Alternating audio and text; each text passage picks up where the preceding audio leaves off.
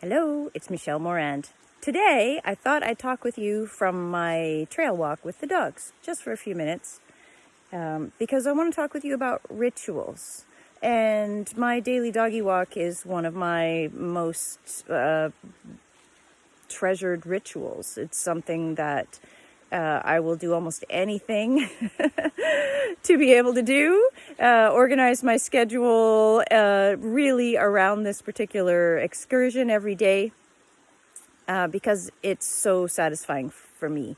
It meets so many needs, not just the physical exercise needs of getting out on the trails every day, but just the enjoyment of the quiet and the solitude and being in nature, and the experience of being with my dogs and seeing them frolicking on the trails and having a really great time. It's all so meaningful to me, and it's such a precious part of my day. It's exceptionally rare that I'll miss it. I'd rather be here than pretty much anywhere. You probably have a few things like that in your life. Maybe they're annual trips or, a special day each year that you do something with someone, a special event that has genuine meaning for you. And today I really want you to just stop and think about that, about what is it about those days, those times, those places, those people that has such meaning for you, that makes it such a powerful thing that you really feel the way I do if you have to miss it. It feels like a real loss. What is it about those things? What needs do they meet? What boxes do they tick for you? Just stop and think about that. And then I want you to stop and think about how your relationship with food, the binging that you do, whether it's a nightly thing or throughout the day or a weekly thing or a monthly cycle thing. I want you to stop and think about the ritualistic nature of that. Rituals allow us to feel a sense of connection to our past or to a special moment of some kind. They allow us to feel a sense of certainty and security that things are going to be a certain way.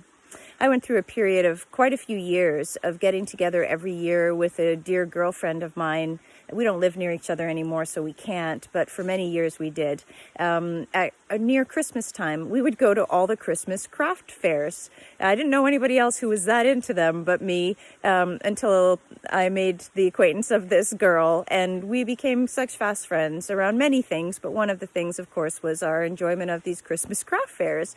And where I was living at the time, they had them, say, from the beginning of November through till, say, the second week of December. So we were good to go. Every weekend there was something fun to do. So there was that ritual of looking forward to that quality time with this person. And of course, finding really neat gifts for people. But certain of these craft fairs always had some of my favorite artisans, not just the things that they made, but the conversations that I could have with them. Some of the craft fairs had certain musicians that I just loved to sit and listen to. And that was a part of the ritual for me, not just going to a craft fair, not just getting together with my girlfriend, but all those little elements. And if one of those artisans wasn't there or even moved a booth, it affected me and I had to go looking for them. And if they weren't there, I did miss them. They were a part of that event for me. So I want you to think about your relationship with food.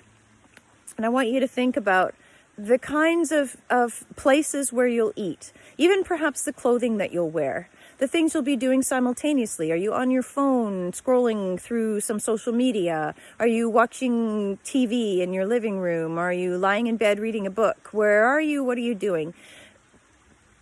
Very likely there is some consistency between the kinds of foods you're eating, the time of day, where you'll be in the world, in your home. Again, even the kinds of things you might be wearing, whether there are or aren't people around.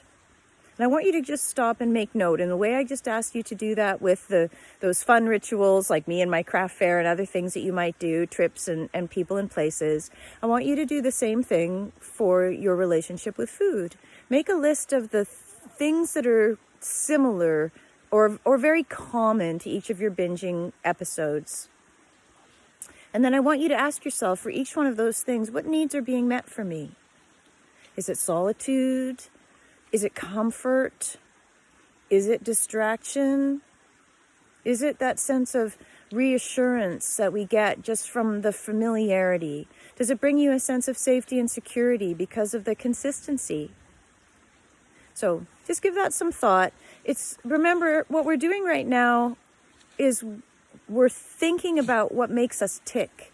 We're being curious about how we feel, what we do, why we're doing it, so that we can have true understanding of ourselves. Once we have that understanding of why we're doing what we're doing, what we're really seeking to achieve in our behavior and in how we're speaking to ourselves, we now start to have the building blocks for a foundation that truly meets those needs without causing you harm, without adding additional problems to your life. So, have some fun thinking about this. We don't need to feel bad about the things that we do to cope with life. We just need to hold ourselves accountable to learn new ways of coping that really tick the boxes we're trying to tick and don't have a negative consequence. And that's what I'm here to help you figure out. So I hope you have a great day. I'm going to get on with my walk. Bye.